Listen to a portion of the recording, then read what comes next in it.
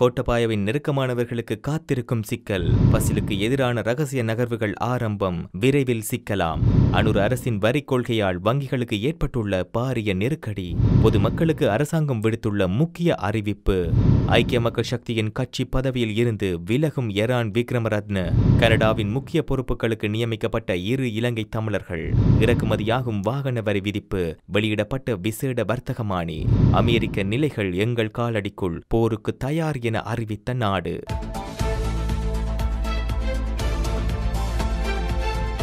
உயிர்த்த ஞாயிறு தாக்குதல் விசாரணை ஆணைக்குழுவின் அறிக்கையை செயற்படுத்தினால் தனக்கு இணக்கமானவர்கள் நெருக்கடிக்குள்ளாவார்கள் என்று முன்னாள் ஜனாதிபதி கோட்டபாய ராஜபக்ச குறிப்பிட்டதாக எதிர்க்கட்சி நாடாளுமன்ற உறுப்பினர் காவிந்த ஜெயவர்தன தெரிவித்துள்ளார்.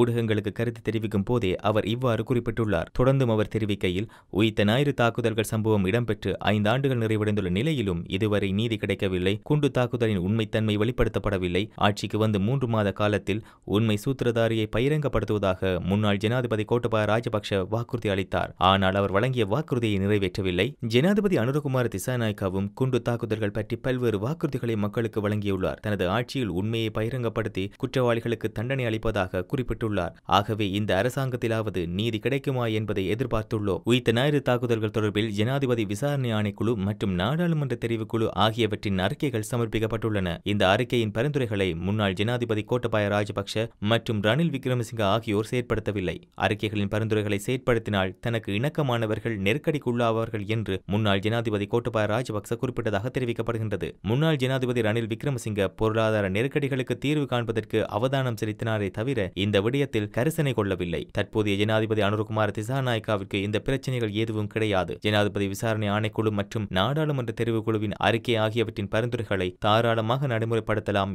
இருப்பினும் அரசாங்கம் இது குறித்து கவனம் கொள்ளவில்லை. குண்டு தாக்குதல்கள் தொடர்பில் நாடாளுமன்றத்தில் அரசாங்கத்திடம் கேள்வி எழுப்பும் சந்தர்ப்பத்தில் கடந்த கால விசாரணைகளின் விவரங்களே குறிப்பிடப்படுகின்றன. புதிதாக எந்த தகவல்களும் குறிப்பிடப்படவில்லை. கோட்டபாய ராஜபக்ச போன்று ஜனாதிபதி அனுரகுமார திசாநாயக்காவும் குண்டு தாக்குதல் விவகாரத்தை தனது வெற்றிக்கு பயன்படுத்திக் கொண்டார் என்ற நிலைப்பாட்டை மக்கள் மத்தியில் தோற்றுவிக்க கூடாது என குறிப்பிட்டுள்ளார்.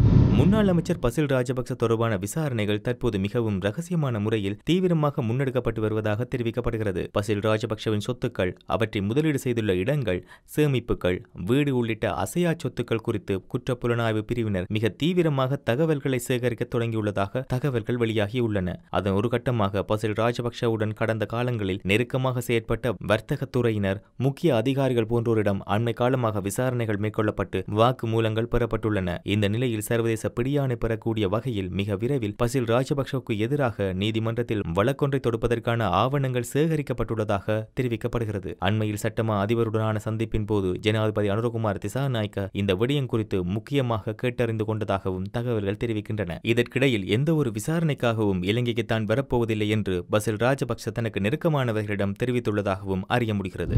இலங்கையில் அனைத்து வங்கிகளிலும் வைப்பு செய்யப்பட்டுள்ள வைப்பு தொகைகளுக்கு விதிக்கப்படும் பிடித்தம் செய்யும் வரி 5%இலிருந்து 10% அதிகரிக்கப்பட்டுள்ளது. இவ்வாறான நிலையில் வங்கிகளில் ஏற்கனவே வைப்பு செய்யப்பட்ட சுமார் 300 மில்லியன் ரூபாய் பங்குச்சந்தையில் முதலீடு செய்யப்பட்டுள்ளதாக பங்குச்சந்தை வட்டாரங்கள் தெரிவிக்கின்றன. இதன் காரணமாக பங்குச்சந்தையில் கணிசமான வளர்ச்சி நிலைமை ஏற்பட்டுள்ளதாக சுட்டிக்காட்டப்பட்டுள்ளது. இந்த நிலையில் நிலையான வைப்புக்கான பிடித்தம் செய்யும் வரி அதிகரிக்கப்பட்டுள்ளமையினால் அதிகளவான வாடிக்கையாளர்கள் வங்கியில் இருந்து பணத்தை மீள பெற்றுக் கொள்வதாக தெரிவிக்கப்படுகிறது. இதன் காரணமாக வங்கிகளில் பணப்புழக்க நெருக்கடி உருவாகி வருவதாகவும் தெரிவித்துள்ளது. அரசாங்கத்தின் இந்த செயற்பாடு காரணமாக வங்கிகள் மட்டுமன்றி பிரபல நிதி நிறுவனங்களும் பாதிக்கப்பட்டுள்ளதாக சுட்டிக்காட்டப்பட்டுள்ளது. இதேவேளை மத்திய வங்கி ஆளுநரின் தகவலுக்கு அமைய இலங்கை வங்கிகளில் 65 மில்லியன் வைப்பு தொகைகள் உள்ளன. அவற்றில் சுமார் 1.7 டிரில்லியன் ரூபாய் வைப்பு செய்யப்பட்டுள்ளதாக தெரிவிக்கப்படுகிறது. அரசாங்கத்தின் நிதி வரம்பை அதிகரிக்கும் நோக்கில் வங்கிகளில் பெறப்படும் வட்டிகளுக்கு இந்த பிடித்தம் செய்தல் வரி அறவீடு செய்யப்படுகின்றன. அதேவேளை நிலையான வைப்புகளுக்கு வருடாந்தம் 18 லட்சத்துக்கும் மேற்பட்ட தொகையை வட்டியாக பெற்றால் அதற்கும் வரி செலுத்த வேண்டும் என்பது குறிப்பிடத்தக்கது.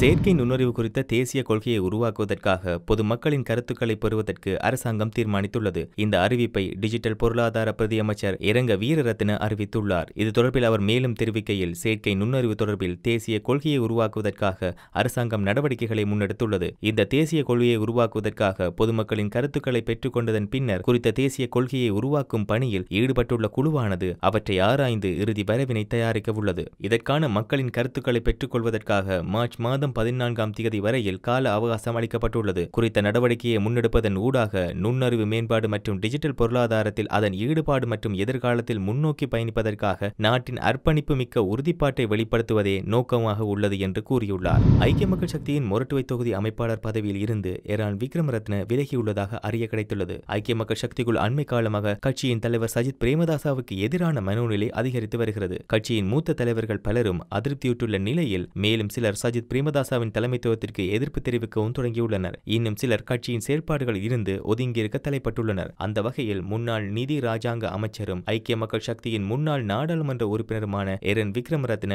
ஐக்கிய மக்கள் சக்தி மொரட்டுவ தொகுதி அமைப்பாளர் பொறுப்பில் இருந்து விலகியுள்ளதாக தெரிவிக்கப்பட்டுள்ளது. அவர் தனது பதவி விலகல் குறித்து ஐக்கிய மக்கள் சக்தியின் தலைவர் சஜித் பிரேமதாசவிற்கு கடிதம் மூலம் அறிவித்துள்ளதாகவும் தெரியவந்துள்ளது. கனடாவில் முக்கிய பொறுப்புகளில் இலங்கையைச் சேர்ந்த தமிழர்கள் ஆதிக்கம் செலுத்தி வருகின்றனர். இந்த நிலையில் தமிழ் மக்கள் அதிகம் செறிந்து வாழும் பகுதிகளில் உள்ள வைத்தியசாலைகளுக்கு இலங்கையைச் சேர்ந்த தமிழர்கள் இருவர் நியமிக்கப்பட்டுள்ளனர். ஸ்காப்ரோ ஹெல்த் நெட்வொர்க்ஸ் வைத்தியசாலைகளில் 2 பிரதான பொறுப்புகளில் இருவர் நியமிக்கப்பட்டுள்ளனர். கடந்த 6ஆம் தேதி இவர்களுக்கான நியமனம் வழங்கப்பட்டுள்ளது. அதற்கமைய வைத்தியர் இளஞ்செழியன் அம்பலவாணர் அவசர சிகிச்சை பிரிவின் புதிய தலைமை பதவியையும் வைத்திய இயக்குநர் பதவியையும் ஏற்றுள்ளார். அத்துடன் அவசர சிகிச்சை பிரிவின் துணைத் தலைவராக வைத்தியர் மயோரேந்திரன் ரவிச்சந்திரன் நியமிக்கப்பட்டுள்ளார். குறித்த 2 தமிழர்களும் சுகாதார தலைமை பொறுப்புகளில் நீண்ட கால அனுபவம் கொண்டவர்கள் என்பது குறிப்பிடத்தக்கது.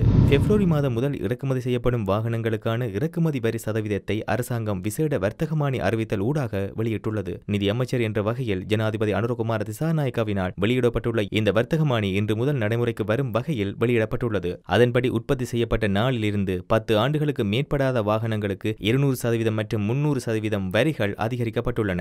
சில வகையான வாகனங்களுக்கு அவற்றின் இயந்திர திறனை அடிப்படையாக கொண்டு வரிகள் நிர்ணயிக்கப்பட்டுள்ளன. இதேவேளை இந்த வரி வீதங்களின்படி இறக்குமதி செய்யப்படும் வாகனங்களின் விலைக்கும் வட் வரி நீங்களாக 15 முதல் 20% வரை அதிகரிக்கக்கூடும் என இலங்கை வாகன இறக்குமதியாளர்கள் சங்கம் தெரிவித்துள்ளமை குறிப்பிடத்தக்கது. மத்திய கிழக்கு பகுதியில் உள்ள அனைத்து அமெரிக்க நலன்களுக்கும் ஈரான் ராணுவத்தின் எல்லைகள் உள்ளன என்று ஈரான் ராணுவத்தின் தரைப்படை தளபதி பிரிகேடியர் ஜெனரல் ஹியூமஸ் ஹைதாரி தெரிவித்துள்ளார். எதிரி ஈரானுக்கு எதிராக ஒரு கலப்பின போரை நடாத்துகின்றான். எனவே இந்த அச்சுறுத்தலை எதிர்கொள்ள நாம் எப்போதும் தயாராக இருக்க வேண்டும் என நேற்றைய தினம் இடம்பெற்ற விழாவில் அவர் தெரிவித்தார். எதிரியின் உளவியல் மற்றும் கலப்பின போரின் நோக்கம் பொதுமக்களின் கருத்தை பாதித்து சட்டவிரோத நலன்களை நோக்கி மனதை திருப்புவதாகவும் என்று அவர் மேலும் விளக்கினார். எனவே எதிரியின் இந்த யுத்தியை நிர்வகிப்பதும் நிவர்த்தி செய்வதும் நிகழ்ச்சி நிரலில் இருக்க வேண்டும் என்று அவர் குறிப்பிட்டுள்ளார். கூடுதலாக பிராந்தியத்தில் உள்ள ஈரானிய ராணுவ தரைப்படைக்குள் உள்ள அனைத்து டேங்கிகள், உள்கு வானூர்திகள் மற்றும் ட்ரோன்கள் முழுமையாக போருக்கு தயாராக உள்ளன என்றும் அவர் குறிப்பிட்டுள்ளார்.